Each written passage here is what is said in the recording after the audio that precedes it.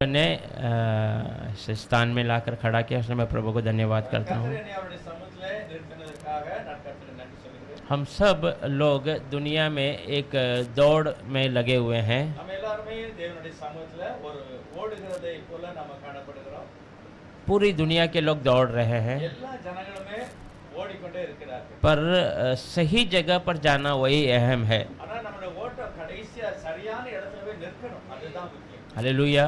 அல்லேலூயா. प्रेरित पौल अपनी सेविकाई कर कर बीच में 14 साल के बाद प्रेरितों से जब आकर मिलता है, அப்போஸ்தலன் பவுல் தன்னுடைய ஜனங்களை பார்த்து தன்னுடைய முக்கியமானவர்களை பார்த்து பேசுகிறார். 14 साल के बाद जब वो आता है, 14 வருஷத்துக்கு பிறகு அந்த அப்போஸ்தலனை சந்திக்கிறார். वो अपनी सेविकाई को उनके सेविकाई के साथ मिलाकर देखता है। 14 வருஷத்துக்கு பிறகு தன்னுடைய ஊழியத்தை பற்றி அவங்களோட கலந்து கொள்கிறார்.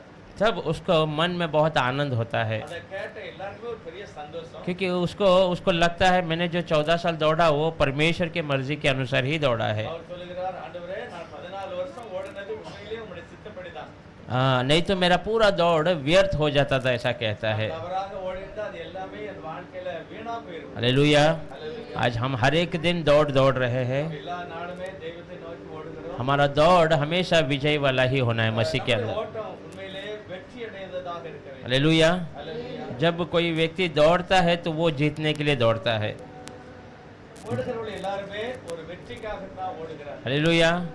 हम भी जीतने के लिए ही दौड़ना है, நாமும் வெற்றிக்காகவே ஓடுகிறோம். मसीह के अंदर बने रहने के लिए। கர்த்தருடைய சமூகத்துல நிலைத்திருக்க வேண்டும். हम सब सच में धन्य लोग हैं। எல்லாரும் உண்மையிலே ஆசீர்வதிக்கப்பட்டவர்கள். आज ये संदेश के अनुसार आपको मालूम हो जाएगा, நான் இந்த செய்தியை நீங்கள் புரிந்து கொண்டால் உண்மையாகவே நாம் ஆசீர்வாதத்தை क्योंकि हम जो स्थान में है सच में परमेश्वर ने हमें यहाँ पर लेके आया है। நாம் இருக்கிற ஸ்தானம் உண்மையிலே தேவன் நம்மை கொண்டு வந்து வைத்தது. पढ़ेंगे उत्पत्ति का किताब ஆதியாகம புத்தகம் 50वां अध्याय 50வது அதிகாரம் 25वां वचन। 25வது வசனம். தேவன் உங்களை சந்திக்கும் போது என் எலும்புகளை இவ்விடத்திலிருந்து கொண்டு போவீர்களாக என்று சொல்லி யோசேப்பு இஸ்ரவேல் புத்திரரிடத்தில் ஆணை அறிவித்துக் கொண்டார். யோசேப்பு 110 வயதுள்ளவனாய் மரித்தான். அவனுக்கு சுகந்த வர்க்கமிட்டு எகிப்து தேசத்தில் அவனை ஒரு பெட்டியிலே வைத்தார்கள். फिर यूसुफ ने इस्राएलियों से ये कहकर कि परमेश्वर निश्चय तुम्हारी सुधि लेगा, उनको इस विषय में शपथ खिलाई हम तेरी हड्डियों को यहाँ से उस देश में ले जाएंगे। इसी प्रकार यूसुफ 110 वर्ष का होकर मर गया और उसके शव में सुगंधित द्रव्य भर गए और वो शव मिस्र में एक संदूक में रखा गया। हालेलुया। इस वचन के लिए हम प्रार्थना करेंगे। சங்கக்கார நாம் சோமனலாம். पवित्र परमेश्वर आपको धन्यवाद करते हैं, ஆண்டவரே நன்றி சொல்கிறோம். पढ़ने वाले वचन से हमें आशीष कर प्रभु। வாசிக்கப்பட்ட வார்த்தைகளாலே எங்களை ஆசீர்வதியும். परमेश्वर जो भी वचन आपने हमें दिया है वो एक आईने के रूप में ऐसा कहा गया है, கர்த்தாவே நீர் கொடுக்கப்பட்ட வசனம் ஒரு கண்ணாடியை போல இருக்கிறது. उसको देखकर हम अपने आप को सुधार सके அதை பார்த்து நாங்கள் எங்களையே அலங்கரித்துக் கொள்ள உதவி और செய்யும். सुंदरता को प्रकट कर सके। நீர் எங்களோடு பேசும். परमेश्वर आपका अनुग्रह और प्रेम हमेशा हमारे अंदर बने रहे। இரக்கமும் கிருபையும் எங்களோடு கூட. आपका हमारे कानों को पवित्र कर दे। எங்களுடைய காதுகளையும் கூட பரிசுத்தப்படுத்தும். सारा आदर महिमा प्रभु यीशु मसीह के नाम को दे। எல்லா மகிமையும் உம்முடைய நாமத்துக்கே உண்டாகட்டும். आमीन। ஆமென். हालेलुया। देखिए हम सब जानते हैं यूसुफ के बारे में। நமக்கு எல்லாருக்கும் தெரியும் யோசேப்பினுடைய வாழ்க்கை. यूसुफ मिस्र में बहुत बड़ा व्यक्ति के रूप में परमेश्वर ने उसे रखा। யோசேப்புடைய வாழ்க்கை கடைசியில எல்லாவற்றையும் காட்டிலும் பெரியவனாக வைத்திருந்தார். पूरा इजराइलियों को वो भोजन देता था। அவர் अनेक இஸ்ரவேலருக்கும் கூட சாப்பாடு கொடுத்தார். अब उसका उम्र हो चुका है, उसका मरने की आखिरी स्थिति आ गई है இப்போ வாசித்தது நம்மளுடைய கடைசி வாழ்க்கையினுடைய கடைசி கட்டம். और वो अपने लोगों को देखकर एक बातों को कहता है அவருடைய ஜனங்களை பார்த்து ஒரு காரியத்தை कि பேசுகிறார். परमेश्वर निश्चय तुम्हारे साथ मुलाकात करेगा தேவன் நிச்சயமாக உங்களை சந்திப்பார். और उस दिन जब वो तुम्हें यहाँ से निकालेगा तुम मेरी हड्डियों को यहाँ से लेके जाना है। எப்பொழுது கர்த்தர் உங்களை சந்திப்பாரோ அன்னைக்கு என்னுடைய எலும்புகளை கூட கொண்டு போக வேண்டும். हालेलुया। அல்லேலூயா. यूसुफ के बाद में एक अच्छा विश्वास प्रकट होता है। யோசேப்புடைய வாழ்க்கையில ஒரு பெரிய விசுவாசம் வெளிப்படுகிறது. देखो वो किस प्रकार से विश्वास की बातों करता है कि एक दिन तुम्हारा मुलाकात होगा और तुम मुझे भी लेके जाना है करके। அவர் சொல்லுகிறார் கர்த்தர் நிச்சயமாக சந்திப்பார், அன்னைக்கு என்னுடைய எலும்புகளை நீ கொண்டு போக வேண்டும். जब जब इजरायली लोग यूसुफ के उस हड्डी को, ढांचे को या उसके बक्से को देखते होंगे, எப்பொழுதெல்லாம் அந்த ஜனங்கள் யோசேப்புடைய பெட்டியை அந்த எலும்பை பார்த்தார்களோ उनके अंदर एक आशा हमेशा बना रहता होगा। அவர்களுக்கு கூட ஒரு ஆசை அவர் சொன்னாரே அப்படின்னு நினைப்பார்கள் हाँ, कि वो बोला है वो होगा करके, वो हमेशा उसको देखकर एक आशा होता था। அந்த பெட்டியை பார்க்கும்போதெல்லாம் கர்த்தர் கண்டிப்பா நம்மளை சந்திப்பார் ஒரு ஆசையோடு இருந்திருப்பார்கள் हालेलुया। அல்லேலூயா आज हम किसी के कब्र में जाते हैं तो இன்றைக்கு நம்ம யாருடைய கல்லறையாவது பார்த்தால் हम क्या प्रकार की बातों को सोचते हैं? நம்ம என்னத்தை யோசிப்போம் हम कहेंगे हम भी एक दिन इधर ही आने वाले हैं करके। நம்ம யோசிப்போம் நம்மளையும் கூட இந்த இடத்துல ஒரு நாளைக்கு அடக்க முடியும் हम सोचेंगे हम जो दौड़ रहे हैं वो सब व्यर्थ है दुनिया के लिए, ऐसा कहेंगे। ஒருவேளை உலக பிரகாரமா நான் ஓடுகிற ஓட்டம் வீணா இருக்குமோ அப்படின்னு நினைப்போம் हाँ, इतना सारा घमंड सब क्या, किस कुछ काम का नहीं, ऐसा सोचते हैं। இது எல்லாமே வீணுதான் எல்லாமே ஒன்றுமில்லை அப்படின்னு நினைப்போம் आदमी मरने के बाद उसका सारा सपना, उसका विचार सब व्यर्थ हो जाता है, ऐसा सब। மரணம் அடைஞ்ச பிறகு அவனுடைய எதிர்பார்ப்பு அவனுடைய சொப்பனம் எல்லாமே ஒன்றுமில்லாமல் போகுது पर यहाँ इजरायली जब यूसुफ के ढांचे को देखते थे, ஆனா இஸ்ரவேலர்கள் எப்பொழுது யோசேப்புடைய அந்த சப பெட்டியை பார்த்தார்களோ उनको एक आजादी का एक आशा आता था। ஆனால் அவர்களுக்கு ஒரு விடுதலைக்குரிய ஒரு செய்தி அவங்களுக்கு ஞாபகம் வந்தது हालेलुया। அல்லேலூயா बहुत समय में हम वचन में सुनते हैं நாம் நிறைய காரியங்களை வசனத்திலிருந்து பார்க்கிறோம் कि तुम्हारा शुरुआत कैसे भी हो मगर अंत बहुत जरूरी है। வசனம் சொல்லுகிறது உன்னுடைய ஆரம்பம் எப்படி இருந்தாலும் பரவாயில்ல உன்னுடைய முடிவு ரொம்ப முக்கியமானது कहीं से भी हम आए वो कुछ तकलीफ नहीं है, எப்படிப்பட்டவங்களா நம்ம இருந்து உள்ள வந்தாலும் பரவாயில்ல पर आखिर में हम सही स्थान में रहना जरूरी है। கடைசியிலே நாம் சரியான இடத்துல இருக்க வேண்டும் हमारा आखिरी समय ही वो जो है उसका ही हिसाब किया जाता है। கடைசி அந்த சூழ்நிலை தான் கர்த்தர் நமக்கு என்ன செய்கிறாரு கணக்கிலே கொண்டு வருகிறார் देखिए यीशु मसीह के साथ क्रूस पर वो चोर भी मारा गया था। ஆண்டவராகிய இயேசுவானவர் கூட ஒரு கள்ளனும் மரித்தான் हाँ, बहुत सारा उसके बारे में कोई इतिहास बताया नहीं है। அவனை பற்றி நிறைய சரித்திரம்லாம் சொல்லப்படல वो अगर उसके क्रूस पर मारा जा रहा है तो निश्चय बहुत बड़ा गुनाह किया है उसने। ஆனா அவர் சிலுவையில் அறையப்பட்டான்னா ஒரு பெரிய குற்றவாளியா தான் இருக்கான் हाँ, मृत्यु के बराबरी का बड़ा दोष है। அவன் மரணத்துக்குரிய ஒரு பெரிய குற்றவாளி पर आखिर में हम देखेंगे वो बड़ा अनुग्रह से परमेश्वर के निकट आ जाता है। தேவனுடைய மிகுந்த கிருபையினாலே அந்த கடைசி கட்டத்துல அவன் கிறிஸ்துவை தெரிந்து கொண்டான். उसका अंत के बारे में हम खुद कहेंगे उसका तो वो तो मसीह के साथ है करके। நம்ம இப்போ அவனுடைய கடைசி வாழ்க்கையை பார்ப்போம் உண்மையிலேயே அவன் கர்த்தரோடு இருக்கிறான் हालेलुया। அல்லேலூயா तो आज हमारा भी दौड़ जो है हम अंत की तरफ ही दौड़ रहे हैं। இன்னைக்கு நாமும் கூட கடைசியை நோக்கித்தான் ஓடுகிறோம் हमारा दौड़ में हम शुरुआत नहीं देख सकते, हम अंत की तरफ दौड़ रहे हैं, நம்ம ஆரம்பம் நமக்கு தெரியாது ஆனா நம்ம கடைசி எதிர்பார்க்கிறோம் पर हमारा अंत भी अद्भुत होगा मसीह के अंदर। நம்முடைய கடைசி நேரமும் ஒரு அற்புதமாக தான் இருக்கும் हालेलुया। அல்லேலூயா देखिए इजरायलियों ने 4 पीढ़ी तक यूसुफ के उस हड्डी को देखते रहे। அந்த இஸ்ரவேலர்கள்லாம் 4 தலைமுறையாக யோசேப்பினுடைய அந்த சவப்பெட்டியை பார்த்தார்கள் हाँ, जब जब वो निराशा होते थे उनको वो देख के एक आशा हो जाता था। எப்பொழுதெல்லாம் அவர்களுக்கு ஒருவேளை சோர்வா இருந்ததோ அப்பெல்லாம் அந்த பெட்டியை பார்த்தாலும் ஒரு விசுவாசம் வருகிறது हालेलुया। मेरे हिसाब से कि कोई व्यक्ति मरकर 400 साल के बाद दफनाया गया, ऐसा बहुत साल हुआ तो वो यूसुफ ही होगा। அநேகமா செத்த பிறகு ஒரு பெட்டி பாதுகாக்கப்படுது அப்படின்னா அது யோசேப்புடையது தான் नहीं, और दफनाने का जो है 400 साल के बाद जाकर दफनाया जा रहा है, मतलब वो यूसुफ ही है। 400 வருஷத்துக்கு பிறகு அந்த பெட்டியை கொண்டு அடக்கம் பண்ணாங்கன்னா அது உண்மையிலே யோசேப்புக்குரியது தான் हालेलुया।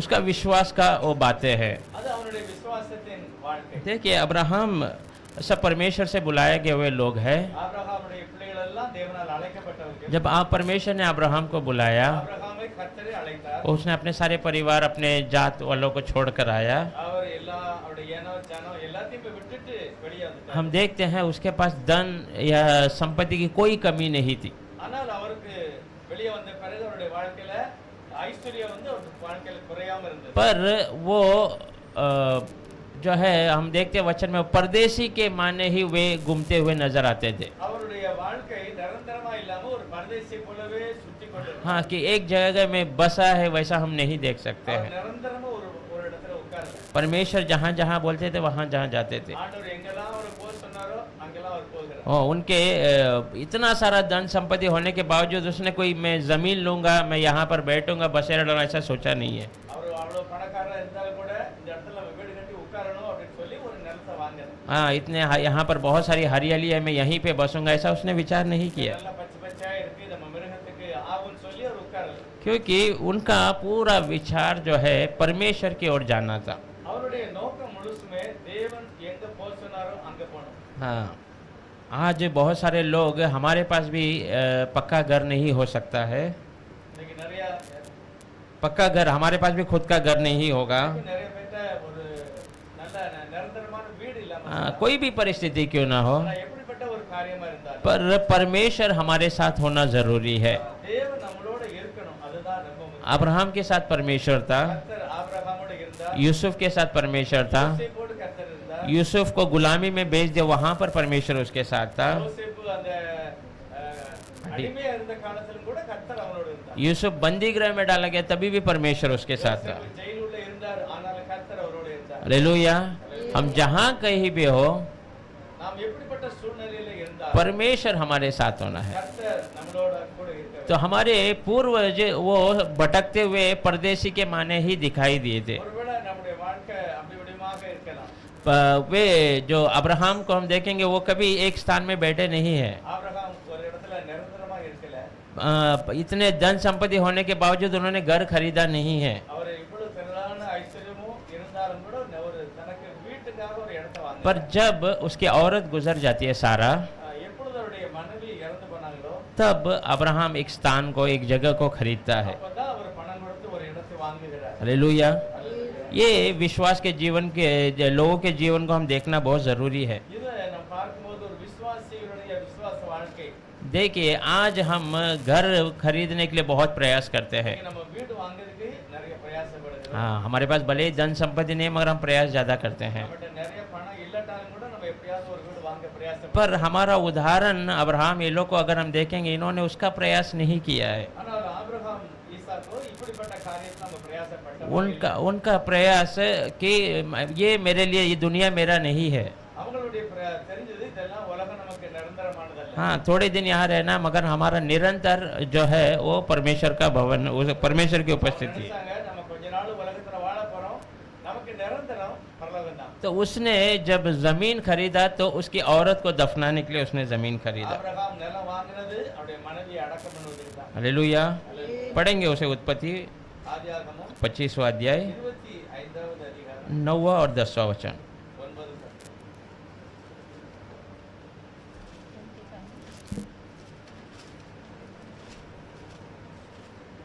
9 அவன் குமாரனாகிய ஈசாக்கும் 25:9-10 அவன் குமாரனாகிய ஈசாக்கும் இஸ்மவேலும் மம்ரேக்கு எதிரே ஏத்தியனான சோகாரின் குமாரனாகிய எப்ரோனின் நிலத்தில் உள்ள மக்பெலா என்னப்பட்ட தொகையில் அவனை அடக்கம் பண்ணினார்கள். அந்த நிலத்தை ஏத்தின் புத்திரர் கையிலே ஆபிரகாம் வாங்கியிருந்தான். அங்கே ஆபிரகாமும் அவன் மனைவியாகிய சாராள் அடக்கம் பண்ணப்பட்டார்கள். 9-10 उसके पुत्र इसहाक और इस्माइल ने हित्ती सोहार के पुत्र एप्रोन के मम्र में सन्मुख वाली भूमि जो मेकपेला की गुफा थी उसको मिट्टी दी। अर्थात जो भूमि अब्राहम ने हित्तियों से मोल ली थी, उसी में अब्राहम और उसी की पत्नी सारा दोनों को मिट्टी दी गई। हालेलुया। देखिए अब्राहम ने जीते जी कोई जमीन खरीदा नहीं अपने रहने के लिए, ஆபிரகாம் தன்னுடைய வீடு உட்கார்றதுக்காக வேண்டி ஒரு இடத்தை வாங்கல. पर जब उसकी औरत गुजर जाती है तो वो वहां पर जमीन को खरीदता है। ஆனால் அவருடைய மனைவி இறந்த பிறகு அடக்கம் பண்ணுவதற்காக ஒரு இடத்தை வாங்குகிறார். फिर जो जो पवित्र लोग मरते हैं, अब्राहम हो, ईसा को, सबको वहां पर दफनाया जाता है। அதுக்கு பிறகு அந்த இடத்துல அவருடைய சந்ததி அந்த பரிசுத்தவான்களை அந்த இடத்துல அடக்கம் பண்ணினார். आज अभी पास्टर जी ने जैसे बताया था, நான் பேசினது போல तो वो मेरे संदेश में बहुत सारी बातें उसके बराबरी में ही आती है, என்னுடைய செய்திப்படி தான் அவங்க சொன்னாங்க. क्योंकि आज लोग कलीसिया बदलते हैं, कलीसिया जाते हैं कि ताकि वे अच्छे जगह पे दफना दिए जाए।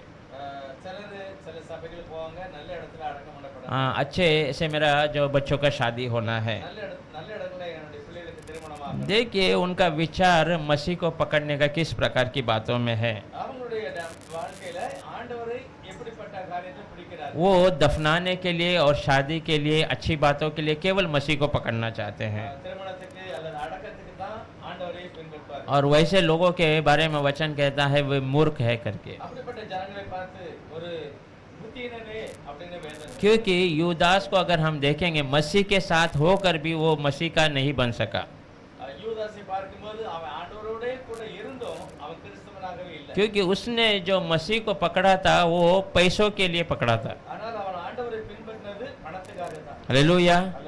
वो उसीलिए वो मसीह के साथ आखिरी तक नहीं आ पाया। அதனால தான் கடைசி மட்டும் அவன் கிறிஸ்துவோடு கூட இருக்க முடியும். दुनिया के बहुत सारे लोगों को हम देख सकते हैं பிரகாரமான நிறைய ஜனங்களை நம்ம பார்க்கிறோம். कि मैं ये कलीसिया में जाऊंगा वहां पर मुझे दफनाना, ऐसा करके विचार करते हैं। ஒருவேளை நினைப்பாங்க சிலர் நம்ம அந்த சபைக்கு போனா நமக்கு நல்லா இது இருக்கும். पर वो कलीसिया में भी वे लोग नहीं जाते हैं। ஆனா நிறைய பேர் அதுலயும் போக மாட்டாங்க. आखिर में 4 लोग जब मरने के बाद उसे उठाकर वहां पर लेके जाते हैं। சூழ்நிலை 4 பேர் தான் கிடைப்பாங்க அந்த பாடி அடக்கம் பண்றது. हालेलुया।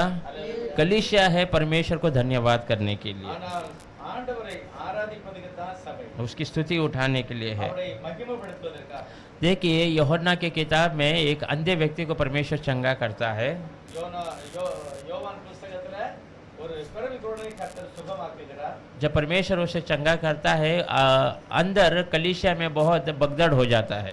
அவன் சுகமடைஞ்ச பிறகு அவன் போன சபைக்குள்ள ஒரு பெரிய பிரச்சனை ஆகிவிட்டது. हाँ, उससे बार बार उसे पूछा जाता है அவனை திரும்ப திரும்ப அந்த சபைக்காரங்களாம் கேட்காங்க. और वो सब बातों का सही उत्तर देता है। அவன் எல்லா வார்த்தைக்குமே சரியான பதிலை சொல்லுகிறான். आखिर में वे क्या करते हैं, उनके माता पिता को बुलाते हैं। அதுக்கு பிறகு அவனுடைய தாய் தப்பனை அவங்களை கூப்பிடுறாங்க. वो पूछते हैं ये तुम्हारा बेटा है ना? बोलता हाँ।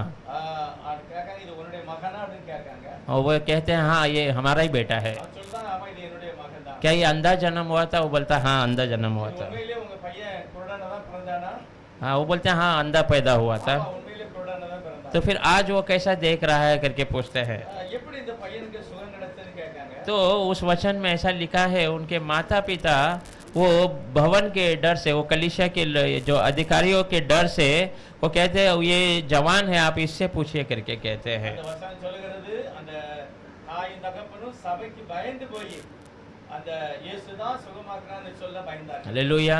அல்லேலூயா. देखिए वो कलीसिया ने उनको कहा था जो भी मसीह को यीशु को मसीह करके ग्रहण करेगा उनको कलीसिया से दूर किया जाएगा। அந்த காலத்துல இயேசுவானவரை கிறிஸ்து அப்படின்னு சொன்னா அவங்களை சபையை விட்டு நீக்கி விட்டார். देखिए परमेश्वर ने उसके बच्चे को जो पैदाइशी अंधा था उसको आंखों की रोशनी दे दी, ஆனால் ஆண்டவரோ அந்த பிறவியிலே குருடனா இருந்தவருக்கு ஒரு பார்வை கொடுத்தார். पर उसके माता पिता उसमें आनंद न मनाते हुए उनके ऊपर वो भवन का, वो कलीसिया के अधिकारियों का डर बना हुआ था। ஆனால் அவருடைய தாய் தகப்பன் தன்னுடைய பிள்ளைக்கு கிடைத்த அந்த அற்புதமான கண் பார்வைக்கு அவங்க முக்கியத்துவம் கொடுக்கல. அவனுடைய சபையை விட்டு போயிடக்கூடாதுன்னு நினைச்சாங்க. हालेलुया। बहुत सारे लोग हम देख सकते हैं बड़े बड़े कलीसिया में इसीलिए जाते हैं ताकि वो उनके साथ उठ बैठ कर सके। நிறைய பேர் இந்த சபையில அவங்களோட கூட இருக்கணும் அதுக்கு தான் அவங்க விரும்புறாங்க. पर हमारा उदाहरण सही हम कहेंगे तो मसीह ही हमारा उदाहरण है। நமக்கு ஒரு நல்ல அடையாளம் இயேசுவானவரோட இருக்கணும். हमें यीशु को देखकर ही चलना है। இயேசுவானவரையே பார்த்து நடக்கணும். यीशु कैसा चला उसके ही मार्ग पे हमें चलना है। இயேசுவானவர் எப்படி நடந்தாரோ அப்படியே நானும் நடக்கணும். हालेलुया। उस समय के कलीसिया ने यीशु को विरोध किया था। அந்த காலத்துல உள்ள சபையில எல்லாமே இயேசுவானவரை விரோதித்தது. उस समय के कलीसिया ने यीशु के पीछे जाने वाले सबका विरोध किया था। அந்த காலத்துல உள்ள சபை இயேசுவானவருக்கு பின்னால போன அத்தனை பேரையுமே அந்த சபை வெறுத்தது. हाँ, यीशु मसीह को कोई भी कलीसिया में उन्होंने आना मना ही कर दिया रहेगा। ஆண்டவரை நிறைய இடங்கள்ல அங்க தடை செய்தார்கள். हालेलुया। वो अगर समझिए यीशु मसीह कल को मर जाएंगे तो भी वे लोग दफनाएंगे नहीं। ஒருவேளை ஆண்டவர் இறந்து போனாலும் கூட அந்த சபை அவரை அடக்கம் பண்ணார். हालेलुया। परंतु यीशु मसीह सच्चाई की गवाही देने आया था இயேசுவானவர் சத்தியத்தை குறித்து சாட்சி और கொடுத்தார். उन्होंने सच्चाई की गवाही दी। அவர் சத்தியமா இருந்து சத்தியத்துக்கு சாட்சி கொடுத்தார். और आखिर में यीशु मसीह मरने के बाद उनके दफनाने की बातों को अगर हम देखेंगे तो ஆனால் ஆண்டவருடைய மரணத்துக்கு பிறகு அவர் அடக்கம் பண்ணப்பட்டதெல்லாம் நான் பார்த்தோம். हाँ, निकोदेमस खुद आकर परमेश्वर को सारी यहूदियों के अनुसार कार्य को करता है। நம்ம வந்து எல்லா யூதர்களையும் எப்படி அடக்கம் பண்ணணுமோ அப்படியே அவர் செய்கிறார். हाँ, यूसुफ अरमतिया जो है वो आकर अपने कब्र को परमेश्वर के लिए देता है। அருமத்திய ஊரான யோசேப்பு தன்னுடைய கல்லறையை அவருக்கு இலவசமாக கொடுத்தார். देखिए परमेश्वर वो पूरा भवन के अधिकारी परमेश्वर के विरोध थे। அந்த அந்த சபையில் உள்ள अनेक அதிகாரிகள் ஆண்டவருக்கு விரோதமா இருந்தாங்க. पर जो चीज होना है वो सही से हो रहा था। ஆனால் அவருக்கு எதெல்லாம் நடக்கணுமோ அது எல்லாமே சரியாக நடந்தது. हालेलुया।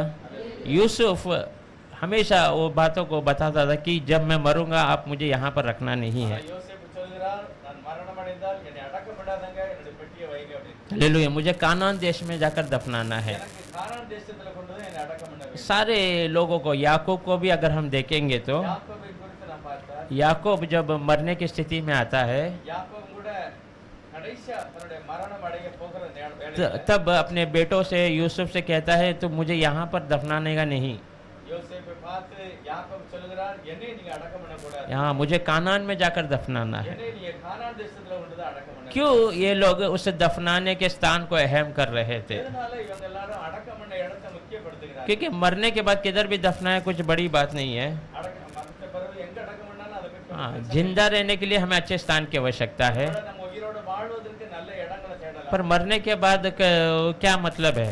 ஆனா மரித்த பிறகு ஏன் அந்த இடத்தை தேடலாம்? परंतु याकूब बोलता था मुझे वहां पर दफनाना है। யாக்கோபு சொல்கிறார், இல்ல என்னை அங்கதான் நீ அடக்கம். और हम वचन में देखते हैं यूसुफ याकूब को बड़े तरीके से लेके जाकर अब्राहम के उस स्थान में जाकर दफनाता है। யாக்கோபு இறந்த பிறகு ஒரு பெரிய ராஜ மரியாதையோட அந்த சரியான இடத்துல ஆபிரகாம் பக்கத்துல கொண்டு அடக்கம் பண்ணாங்க. हाँ, और याकूब भी एक स्थान को एक लोगों से लेता है, खरीदता है। கூட ஒரு இடத்தை ஒரு ஆள்கிட்ட இருந்து வாங்குதார் பணம் கொடுத்து और यूसुफ का जो शरीर को वहीं पर जाकर वे लोग दफनाते हैं। யோசேப்புடைய சரீரத்தை கூட யாக்கோபு வாங்கின அந்த இடத்துல தான் கொண்டு அடக்கம் பண்ணுகிறார்கள். हालेलुया। அல்லேலூயா. देखिए, मूसा को परमेश्वर ने बड़े जो है भविष्यवाणियों के रूप में सारी बातों को बताया है परमेश्वर ने। மோசேக்கு ஆண்டவர் நிறைய தீர்க்கதரிசனமாக நிறைய காரியத்தை சொன்னார். अब ये सब 400 साल गुलामी में है, இவங்க எல்லாரும் 400 வருஷம் அடிமைகளா இருந்தார்கள். परंतु याकूब ने कहाँ पर जगह लिया ये केवल परमेश्वर जानता है। ஆனா யாக்கோபு இடம் எங்க வாங்கினாருங்கிறது தேவன் தான் அறிவார். परंतु परमेश्वर ने मूसा को प्रकटीकरण में सारा चीजों को बताया है। ஆனால் மோசேயை எப்படி அடக்கம் பண்ணாத பற்றி मूसा को परमेश्वर ने याकूब ने कौन सा स्थान खरीदा है सब परमेश्वर ने उसे बताया है। யாக்கோபு எந்த இடத்தை வாங்கினா அப்படிங்கிறது தேவனுக்கு எல்லாம் தெரியும். और योशुआ यूसुफ को आखिरी में जाकर वो याकूब लिए हुए स्थान में जाकर दफनाता है। யோசுவா கடைசியா அந்த யாக்கோபு வாங்கின அதே இடத்துல தான் யோசேப்பை அடக்கம் பண்ணுகிறார். हालेलुया। इसमें मैं अहम क्या बताना चाहता हूँ, ये किधर भी जिए हैं, परंतु इन जब मरते समय में ये वो नगर में कानान देश में आकर ही दफनाना पसंद कर रहे थे। ஓட்டம் எல்லாம் பாத்தீங்கன்னா எங்க வாழ்ந்தா பரவாயில்ல, என்னுடைய முடிவு அங்க கானான்ல தான் இருக்கணும். क्योंकि अहम बहुत जरूरी रखता है। முடிவு தான் ரொம்ப அவங்களுக்கு முக்கியமா இருந்தது. राजाओं के इसमें अगर हम देखेंगे, दाऊद जो है सबसे बड़ा व्यक्ति है। ராஜாக்களின் புத்தகத்துல தாவீது பெரிய முக்கியமானவரா हाँ, दाऊद मरने के बाद उसके बाद जो भी राजा आते हैं जो अच्छे कार्य करते हैं वो दाऊद के साथ वहाँ पर दफनाए किए जाते हैं। தாவீது காலத்துக்கு பிறகு யாரெல்லாம் நல்ல மாதிரி ஆட்சி செய்தாங்களோ அவங்க எல்லாமே அந்த தாவீது பக்கத்துல தான் அடக்கம் जो परमेश्वर के भय से जी रहे हैं वो दाऊद के कब्र के सामने ही उनको भी रखा जाता था। யாரெல்லாம் கர்த்தருக்கு பயந்து நடந்தார்களோ அந்த ராஜாக்கள் எல்லாரும் தாவீது அடக்கம் பண்ணப்பட்ட இடத்தோட தான் அடக்கம் பண்ணது. हालेलुया। ये सब बड़ा प्रकटीकरण है जो वे लोग उसके आशा में बने हुए थे। இவங்க எல்லாரும் ஒரு வெளிப்பாடோட கூட ஒரு பெரிய ஆசையோட ஓடினாங்க. हालेलुया। एक मसीहाई चित्र मैंने देखा था। ஒரு ஆண்டவருடைய ஒரு சினிமா நான் பார்த்தேன். हाँ, उसमें एक व्यक्ति इजरायली व्यक्ति बहुत गरीब हो जाता है। அதுல ஒரு கஷ்டப்பட்ட ஒரு இஸ்ரேலியனை பார்க்கலாம். हाँ, उसके घर में रोटी की कमियां हो जाती है, அவனுடைய வீட்டுல சாப்பாடு குறை வருகிறது. पर उसके पास जमीन है बड़ा सा। ஆனால் அவனுக்கு நிறைய நிலங்கரைகள் இருக்கு. हाँ, बड़ा सा जमीन है, बंजर जमीन है, पत्थर मट्टी से भरा हुआ है। நிறைய நிலம் கரையெல்லாம் இருக்கிறது நல்லது, கல்லு மண்ணான ஒரு हाँ, अब वो उसको बेच कर ही अपनी गरीबी से बाहर आ सकता है। அவன் அதெல்லாம் வித்தாதான் அந்த தரித்திரத்திலிருந்து வெளியே வர முடியும். तब उसका मोल देने के लिए, और एक यहूदी ही रहता है, वो मोल देने के लिए आता है। அதுக்கு அவனுக்காக ஏதாவது செலவு பண்ணணும் அப்படின்ட்டு ஒரு யூதன் नहीं, वो खरीदने के लिए आता है। அந்த நிலத்தை வாங்குவதற்கு வருகிறான். इसको उसे देगा तो उसकी परिस्थिति अच्छी हो सकती है, ஒருவேளை அந்த நிலத்தை கொடுத்தா இவருடைய வாழ்க்கை நல்லா இருக்கலாம். पर उसको देने के लिए उसका मन मानता नहीं है। ஆனால் அந்த நிலத்தை கொடுப்பதற்கு அவனுடைய இருதயம் இஷ்டப்படல. तो वो क्या कहता है कि ये सब हमारे पूर्वजों की ओर से हमें दिया हुआ, वो आज़ादी से मिला हुआ हमारा ज़मीन है। இந்த நிலம் எங்களுக்கு உண்மையிலேயே ஒரு சுதந்திர பூமியாக எனக்கு கொடுக்கப்பட்டது. हाँ, परमेश्वर ने कुछ योजना की वजह से मुझे ये जमीन दिया है। இது தேவன் ஏதோ ஒரு திட்டத்தின்படி எனக்கு இந்த இடத்தை தந்திருக்கிறார். भले ही देखने में ये बंजर जमीन दिखाई दे सकता है, இந்த நிலம் ஒரு நல்ல உபயோகப்படாத இடம் போல தெரியலாம். पर ये वाग्दान किया हुआ जमीन है। ஆனால் தேவனோ எனக்கு வாக்குத்தத்தம் பண்ண இடத்துல கொடுத்தார். हालेलुया। देखिए, ये जो अब्राहम हो, याकूब हो, यूसुफ हो, ये सब कानान नगर में ही आकर जो है दफनाना पसंद कर रहे थे। ஆபிரகாம், ஈசாக்கு, யோசேப்பு இவங்க எல்லாருமே கானான் தேசத்தை தான் நாடினார்கள். हालेलुया। क्योंकि वहाँ पर ही यीशु मसीह का जन्म होने वाला है, ஆண்டவராக இயேசு அங்கதான் பிறக்க போகிறார். वहाँ पर ही यीशु मसीह अपने पैरों को रखने वाला है, அங்கதான் தேவன் தன்னுடைய பாதத்தை வைக்க போகிறார். हाँ, वहाँ पर ही यीशु मसीह मारा जाने वाला है, அங்கதான் ஆண்டவர் மரிக்க போகிறார். और वहाँ पर ही हमारा यीशु मसीह जी उठने वाला था। அங்கதான் இயேசுவானவர் ஜீவனோடு எழும்ப போகிறார். हालेलुया। एक वचन पढ़ेंगे मत्ती के सुसमाचार में, எழுதின சுவிசேஷம் 27वां अध्याय 27வது அதிகாரம் 52 और 53 52 52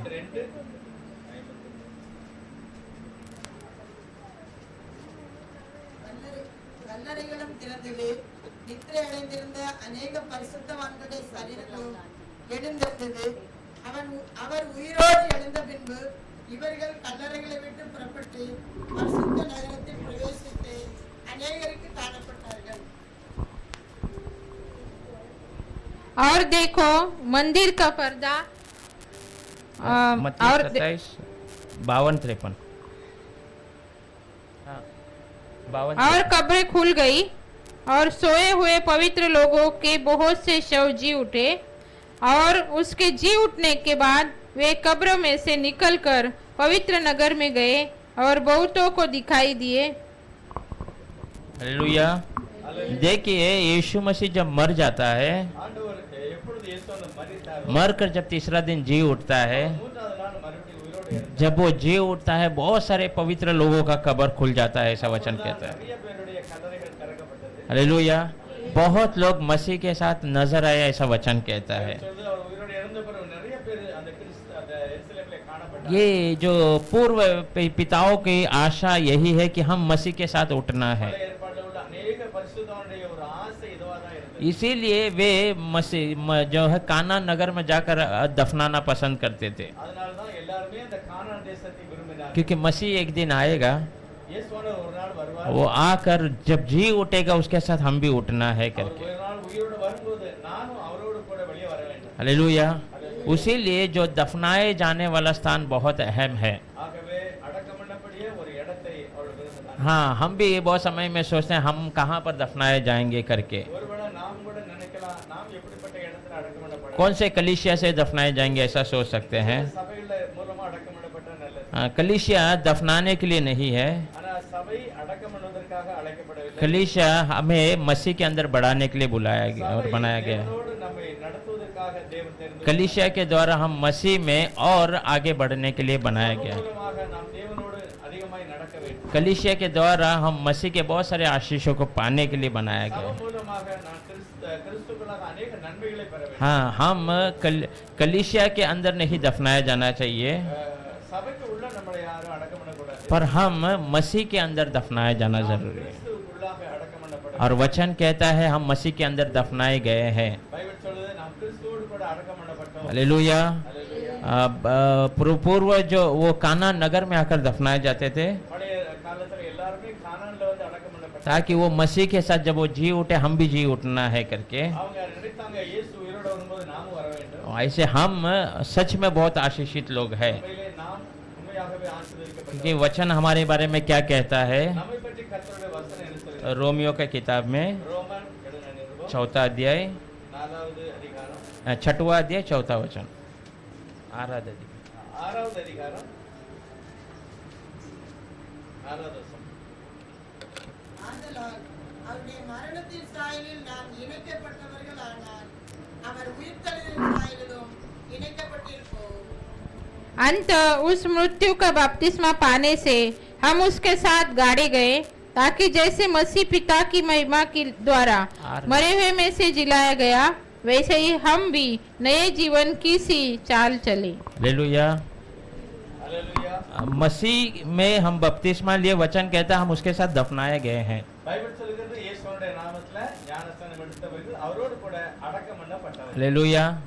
हम भी कोई अब्राहम और यूसुफ से कम नहीं है। நாமும் ஆபிரகாம் ஈசாக்கு யோசேப்பை விட கம்மியானவர்கள் அல்ல. हालेलुया।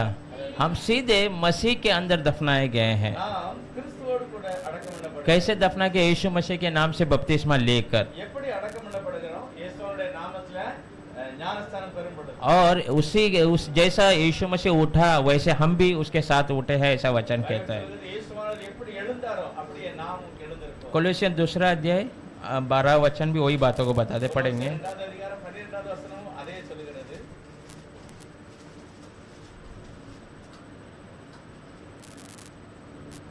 ஞானஸ்நானத்திலே हाँ, ஞானஸ்நானத்திலே அவரோடு கூட அடக்கம் பண்ணப்பட்டவர்களாகவும் அதிலே அவரை மரித்தோரிலிருந்து எழுப்பின தேவனுடைய செயலின் மேலுள்ள விசுவாசத்தினாலே அவரோடு கூட எழுந்தவர்களாகவும் இருக்கிறீர்கள். और उसी के साथ बपतिस्मा में गाड़े गए और उसी में परमेश्वर की सामर्थ्य पर विश्वास करके जिसने उसको मरे हुए में से जिलाया उसके साथ जी भी उठे। हालेलुया। देखिए हम मसीह के साथ गाड़े गए, ऐसा वचन कहता है। கிறிஸ்துவோடு கூட அடக்கம் பண்ணப்பட்டார். हालेलुया। देखिए इजरायली लोगों को काना नगर एक जो है स्वर्ग का सफर के रूप में था। இஸ்ரவேல் ஜனங்களுக்கு கானான் தேசம்னா ஒரு பெரிய பரலோகம் போல தெரியும். आज हम देखते हैं हम स्वर्ग की ओर अपना सफर कर रहे हैं। ஆனா நாமும் பரலோகத்தை பார்த்து நடக்கிறோம். वैसे ही इजराइल एक उदाहरण था, मिस्र से गुलामी के वो जो पाप की जिंदगी से निकल कर काना नगर की तरफ जाना। இஸ்ரவேலர்கள் கூட பாவ வாழ்க்கையாக எகிப்தை விட்டுட்டு கானானை பார்த்து நடந்தார். हाँ, पर उनके लिए आशा क्या था?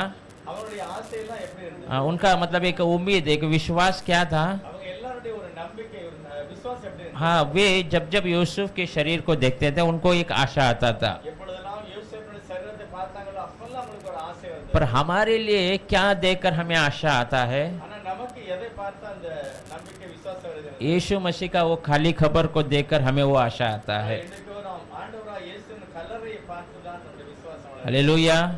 वो कब्र के बारे में वचन में लिखा है, கல்லறையை பற்றி வசனம் சொல்லுகிறது. हाँ तुम मरे हुए के अंदर जीवित परमेश्वर को क्यों तुम ढूंढ रहे हो?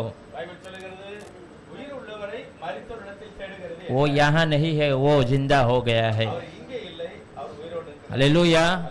2000 साल से हमारे लिए परमेश्वर ने वो खाली खबर रखा हुआ है। 2000 வருஷத்துக்கு முன்னே அவருடைய கல்லறை இன்னும் காலியாகவே இருக்கிறது. हाँ, यूसुफ का शरीर 400 साल तक उनके साथ था। ஆண்டவர் யோசேப்புடைய அந்த மரித்து போன ஒரு சரீரம் 400 ஆண்டுகளாக அங்கே இருந்தது. हाँ, पर हमारे लिए 2000 साल से खाली खबर परमेश्वर ने वहाँ पर। நமக்காக ஆண்டவருடைய கல்லறை 2000 வருஷமாக காலியாக हाँ, तो कि हमारा जगह वो मरे हुए के अंदर नहीं है। நம்முடைய விசுவாசம் மரித்து போன ஒரு இதுக்கு மேல இல்ல. हमारा परमेश्वर जीवित है, हमारा विश्वास उसके ऊपर ही है। நம்முடைய விசுவாசம் உயிரோடு எழுந்த அந்த ஆண்டவருக்கு மேல. हालेलुया।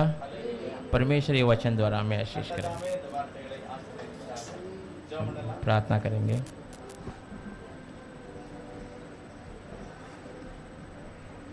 ஜெபம் பண்ணுவோம். மகிமையானவரே நன்றி சொல்லுகிறோம். महिमा का परमेश्वर आपको धन्यवाद करते हैं। உலகத்தில் உள்ள எல்லா ஜனங்களும் ஒரு பெரிய எதிர்பார்ப்போடு இருக்கிறார். दुनिया के सारे लोग एक बड़े इंतजार में हैं। அவர் சொல்லுகிறார் சிலுவையில் அறையப்பட்ட அவரை எல்லாமே வேற ஒன்றையுமே நான் உங்களுக்கு அறிவிக்கல. पौल कहता है क्रूस पर मारा गया मसीह को छोड़कर और कुछ मैंने आपको बताया नहीं। அவரை மரணம் ஆள முடியாது இருந்தது. उसके ऊपर मृत्यु राज नहीं कर सकता, ஆகவே நாமும் அவரோடு கூட எழுந்திருக்கிறோம். इसलिए हम भी उसके साथ उठ जाएंगे। இயேசுவானவருக்கு உள்ள அடக்கம் பண்ணப்பட்டவர்கள் यीशु मसीह के अंदर दफनाए गए। கடைசி எக்காலை தொழிக்கும் அப்பொழுது ஒரு இமை பொழுதிலே நாம் எழுந்திருப்போம். आखिरी तुरु ही फूका जाएगा, तब क्षण भर में हम उठ जाएंगे। ஒரு மகிமையான ஒரு எதிர்பார்ப்போடு நாங்கள் வாழ்கிறோம். ऐसे महिमा का एक इंतजार के साथ हम जी रहे हैं। நாமத்தை வாசித்து விசுவாசிக்கிற ஒவ்வொருவரையும் கர்த்தர் அப்படிப்பட்ட ஆசீர்வாதத்துக்கு நேராய் நடத்தி ये वचन पढ़कर और विश्वास करने वाले हर एक को ऐसे विश्वास में चलाने के लिए मांगते हैं। மாதத்திலும் கூட அந்த வெளியேறப்பட்ட வார்த்தையை தியானித்தோம். इस महीने में भी हमने बहुमूल्य वचन को ध्यान किया। நானும் கூட யோசேப்பை போல தேவனோடு நடக்கிற வாழுகிற ஒரு வாழ்க்கை தான். हम भी यूसुफ के समान परमेश्वर के साथ चलने का जीवन दीजिए நம்பிக்கையோடு நாங்கள் வளர உதவி और भरोसे के साथ हम बढ़ने के लिए मदद कीजिए। பிள்ளைகளும் கூட அப்படி வளரணும். हम हमारे बच्चे भी ऐसे ही बढ़ना है। அப்படிப்பட்ட ஒரு பெரிய விசுவாசத்தினால் எங்கள் பிள்ளைகளை நிரப்ப परमेश्वर ऐसे विश्वास के साथ हमारे बच्चों को बढ़ाए। எல்லாம் சபைக்கு வருகிறோமோ जब जब हम कलीसिया में आते हैं அப்பொழுதெல்லாம் கிறிஸ்து இயேசுவில இருந்த சிந்தையை எங்களுக்கு தாரும். तब तब मसीह यीशु के अंदर के विचार हमें நாங்களும் दीजिए। அப்படிப்பட்ட மகிமையான ஆசீர்வாதங்களை பெற்றுக்கொள்ள உதவி செய்யும். हम भी ऐसे महिमा के आशीष को पाने के लिए मदद ஒவ்வொரு कीजिए। வார்த்தையின்படியே நாங்கள் आपके वचन के अनुसार हम जीना है। परमेश्वर हमें मदद कीजिए। நாமத்தினால प्रभु यीशु मसीह के नाम से मांगते हैं, आमीन।